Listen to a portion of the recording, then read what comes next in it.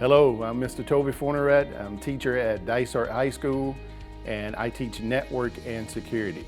So a little bit about my program. There's a first year, which is an introduction to network and security. There's a second year, and then we have an option for a third year, which is an internship. A little bit about, if you follow me back here, I'll tell you a little bit about what we do in this class. Very interesting, very fun. If you ever thought, hey, you know, I want to learn how to work on computers, then you'll be picking the right class if you pick my class. So here, first thing we have is just parts of a computer. The fan keeps the computer cool. We'd be able to take those apart and check those out.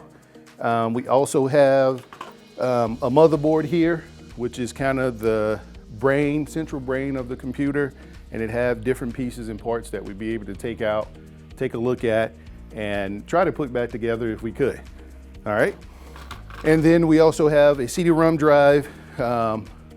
Would probably look foreign to some people because not many computers have these days. All right. And then we also operate, there's also a certification that you'd be able to get through a program that we use called Test Out.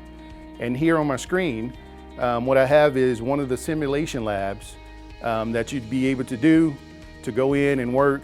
It would give you different scenarios, different problems that you would have to come up with and fix.